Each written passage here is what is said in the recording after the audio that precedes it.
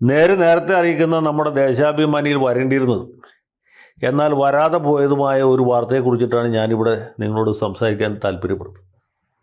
ദേശാഭിമാനിയിൽ മാത്രമല്ല, മനോരമയിലും മാതൃഭൂമിയിലും ഒക്കെ വരേണ്ടതായിരുന്നു.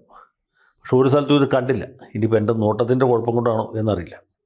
വല്ല ചരമ പേജിലും വന്നിട്ടുണ്ടെങ്കിൽ ഞാൻ ബന്ധപ്പെട്ട എല്ലാ പത്രങ്ങളോടും മുൻകൂറായിട്ട് മാപ്പ് ചോദിക്കുകയാണ്. സംഭവം എന്ന് വെച്ചാൽ അതാണല്ലോ പ്രധാനം. ആന്ധ്രയുടെ പ്രധാന നഗരമായ വിജയവാഡയിൽ നമ്മുടെ അലി മുതലാളിയുടെ ലുലു മാളിന് ആന്ധ്രാപ്രദേശ് റോഡ് ട്രാൻസ്പോർട്ട് കോർപ്പറേഷൻ്റെ വകയായിരുന്ന ഒരു 5 ഏക്കർ സ്ഥലം പതിച്ചു കൊടുക്കാൻ മഹാനായ ആന്ധ്ര മുഖ്യമന്ത്രി ചന്ദ്രബാബു നായിഡു തീരുമാനിച്ചു. അതിലെ അത്ഭുതമൊന്നുമില്ല. രാജ്യത്തിൻ്റെ പല ഭാഗത്തും ഇദ്ദേഹത്തിന് ഇതുപോലെ പല സ്ഥലങ്ങളും കുത്തകപ്പാട്ടത്തിനോ അല്ലെങ്കിൽ വിലക്കോ ഒക്കെ കൊടുത്തിട്ടുണ്ട്. ആന്ധ്രാപ്രദേശിൽ മാത്രമല്ല, ഉത്തർപ്രദേശിലുണ്ട്, കേരളത്തിൽ പല സ്ഥലത്തുമുണ്ട്.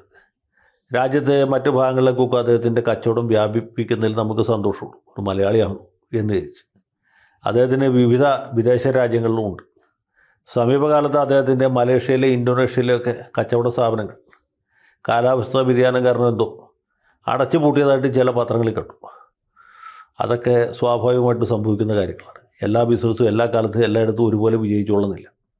നമ്മൾ ആന്ധ്രാപ്രദേശിലേക്ക് തിരിച്ചു വരും. അതായത് വിജയവാഡയിൽ ഈ 5 ഏക്കർ വസ്തു യൂസഫ് അലിക്ക് കൊടുക്കാൻ തീരുമാനിച്ചതിൽ പ്രതിഷേധിച്ച് അവിടുത്തെ communist party of India Marxist, അഥവാ നമ്മളിവിടെ CPM എന്ന് വിളിക്കുന്ന പാർട്ടി പ്രതിഷേധ പ്രകടനം നടത്തിയെന്നൊരു വാർത്ത ഹിന്ദു പത്രത്തിൽ വായിച്ചു.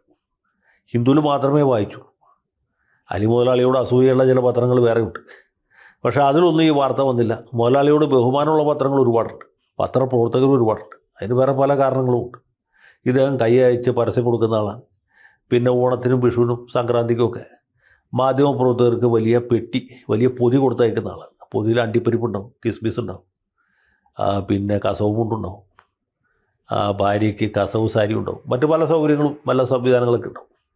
പിന്നെ ഡെൻമാർക്കിലും കോപ്പൻഹേഗനിലൊക്കെ ഉണ്ടാക്കുന്ന ബിസ്ക്കറ്റുകൾ ഉണ്ടാവും, ബെൽജിയത്തിൽ നിന്നുള്ള ചോക്ലേറ്റ് ഉണ്ടാവും. ഇതൊക്കെ കിട്ടുമ്പോൾ മാധ്യമപ്രവർത്തകർ സ്വാഭാവികമായിട്ട് സന്തുഷ്ടരാകും. പക്ഷേ ഒരു പത്രത്തിൽ ഈ വാർത്ത വന്നില്ല. ഞാനതുകൊണ്ട് പറഞ്ഞത് അതിനേക്കാൾ ഭയങ്കരം എന്ന് പറഞ്ഞത് CPMകാർ പ്രകടനം നടത്തിയെന്നുള്ളതാണ്. വല്ല മാവോയിസ്റ്റുകളാണോ എന്നറിയാൻ ഞാൻ ഒന്നുകൂടി വായിച്ചു. അല്ല, CPMകാരാണ്. അവർ പറയുന്നത് ഏതാണ്ട് 400 കോടി വിലമതിക്കുന്ന വസ്തുവാണ് ചന്ദ്രബാബു നായിഡു ഇപ്പോൾ ഇദ്ദേഹത്തിന് പതിച്ചു കൊടുക്കാൻ പോകുന്നത്. വിലക്കാണോ, അതോ ഇഷ്ടദാനമാണോ, അതോ ധനനിശ്ചയാധാരമാണോ എന്നുള്ളത് ഈ വാർത്ത കൊണ്ട് വ്യക്തമല്ല. ഏതായാലും മുതലാളി ആന്ധ്രാപ്രദേശിലെ ഈ വിജയവാഡയിൽ ഉപയോഗശൂന്യമായി കിടക്കുന്ന ഒരു ട്രാൻസ്പോർട്ട് ബസ് സ്റ്റാൻഡാണ് ഈ മാളായിട്ട് പരിവർത്തനം ചെയ്യാൻ ഉദ്ദേശിക്കുന്നത്. അത് അങ്ങനെ കൊടുക്കുന്നത് തെറ്റാണെന്നാണ് അവിടുത്തെ ഈ ട്രാൻസ്പോർട്ട് കോർപ്പറേഷനിലെ ജീവനക്കാരും അതുപോലെ തന്നെ റിട്ടയർ ചെയ്ത KSRTC ജോലിക്കാർ CPMകാരും പറയുന്നത്. അവർ ചുവന്ന കൊടിയൊക്കെ പിടിച്ച് ഇൻക്ലാബ് സിന്ദാബാദ്, മുതലാളി ഐക്യം തുലയട്ടെ, തൊഴിലാളി ഐക്യം പുലരട്ടെ എന്ന് മുദ്രാവാക്യം വിളിച്ചുകൊണ്ട് പ്രകടനം നടത്തുന്നതിൻ്റെ പടവും ഇതിൻ്റെ കൂടുതലുണ്ടായിരുന്നു.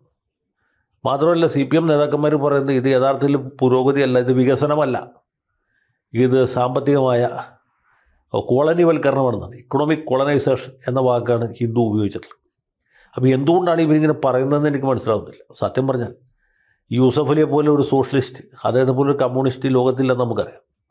പുള്ളിയുടെ പ്രധാനപ്പെട്ട എല്ലാ സ്ഥാപനങ്ങളും ഉദ്ഘാടനം ചെയ്തിട്ടുള്ളത് VS അച്യുതാനന്ദൻ മുഖ്യമന്ത്രി ആയിരുന്നപ്പോൾ അദ്ദേഹമായിരുന്നു. പിന്നെ പിണറായി വിജയൻ മുഖ്യമന്ത്രിയായ ശേഷം പുള്ളിയാണ്. ഈ കാര്യം ആന്ധ്രയിലെ സഖാക്കൾക്ക് അറിയില്ല എന്നാണ് എനിക്ക് തോന്നുന്നത്. അപ്പോൾ ഈ മുതലാളിത്തവുമായിട്ട് നമ്മളെങ്ങനെയാണ് സഹകരിക്കേണ്ടത്, എങ്ങനെയാണ് മുതലാളിമാരുടെ ഇന്ന് സംഭാവന കൈപ്പറ്റേണ്ടത്, എങ്ങനെയാണ് തൊഴിലാളികളും മുതലാളിയും കൈകോർത്ത് പിടിച്ച് നമ്മുടെ രാജ്യത്ത് വിപ്ലവം നടത്തേണ്ടതെന്നുള്ള കാര്യം കേരളത്തിലെ സഖാക്കൾക്കറിയാം, എറണാകുളത്തെ സഖാക്കൾക്കറിയാം. എടപ്പള്ളിയിൽ മാള് പണിഞ്ഞപ്പോൾ എങ്ങനെയാണ് വിപ്ലവം ഉണ്ടായിരുന്നത്. തിരുവനന്തപുരത്തെ സഖാക്കൾക്കും അറിയാം, നാട്ടികയിലെ സഖാക്കൾക്കും അറിയാം, കോഴിക്കോട്ടെ സഖാക്കൾക്കും അറിയാം. ബാക്കി സ്ഥലങ്ങളിലെ സഖാക്കൾ വൈകാതെ തന്നെ അത് പഠിക്കും. അപ്പോൾ മുതലാളിമാരുമായിട്ട് കൈകോർത്ത് പിടിച്ച് മുന്നേറേണ്ടതിൻ്റെ ആവശ്യകതയെക്കുറിച്ച് മാർക്സിസ്റ്റ് ലെനിനിസ്റ്റ് സിദ്ധാന്തങ്ങൾ കാലോചിതമായി വ്യാഖ്യാനിച്ചുകൊണ്ട് സഖാവ് MA ബേബി ഈ ആന്ധ്രയിലെ സഖാക്കളെ പറഞ്ഞ് മനസ്സിലാക്കണമെന്നാണ് എൻ്റെ ഒരു വിനീതമായ അഭ്യർത്ഥന. അത് ബേബി സഖാവിനെ പറ്റുള്ളൂ. കാര്യം ഇതുപോലുള്ള താത്വിക പ്രശ്നങ്ങൾ, ദാർശനിക സമസ്യകൾ, പ്രത്യയശാസ്ത്രപരമായ പ്രതിസന്ധികളൊക്കെ തരണം ചെയ്യാൻ പുള്ളിക്കുള്ള അത്ര വൈഭവം ഇന്നിപ്പോൾ ഇന്ത്യയിലൊന്നല്ല, ലോകത്ത് തന്നെ അധികം പേർക്കില്ല. അപ്പോൾ ഈ കാര്യത്തിൽ സഖാവ് ഉടനെ ഇടപെടണം.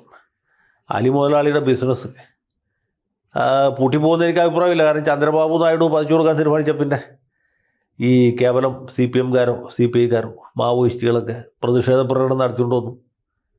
അതില്ലാതാവുകയില്ല. പക്ഷെ എന്നാൽ പോലും ഈ കോലാലംപൂരും ജക്കാർത്തയിലൊക്കെ സംഭവിച്ച പോലെ സംഭവിക്കാതിരിക്കാനായിട്ട് പാർട്ടിയുടെ ഭാഗത്തുനിന്ന് ഒരു കരുതലുണ്ടാകണം.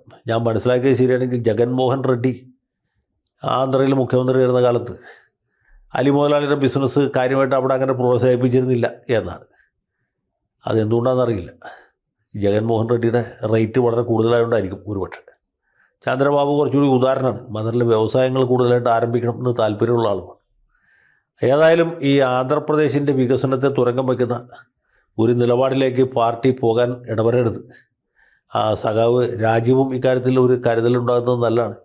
ഏതായാലും ബേബി സഖാവ് ഈ വിഷയത്തിൽ ഇടപെടും. അലി മുതലാളിയുടെ ദുഃഖം പരിഹരിക്കും. അവിടുത്തെ പാർട്ടിക്കാർക്കും ഇദ്ദേഹത്തിൽ നിന്ന് ന്യായമായ ഒരു സംഭാവനയും അവിടുത്തെ പാർട്ടി ദേശാഭിമാനി പ്രവർത്തകർക്ക് പെട്ടിയും പൊതിയുമൊക്കെ കിട്ടട്ടെ എന്ന് ആശംസിച്ചുകൊണ്ട് വിപ്ലവ അഭിമാനങ്ങളോടെ നിർത്തുന്നു. ലാൽ സലാം.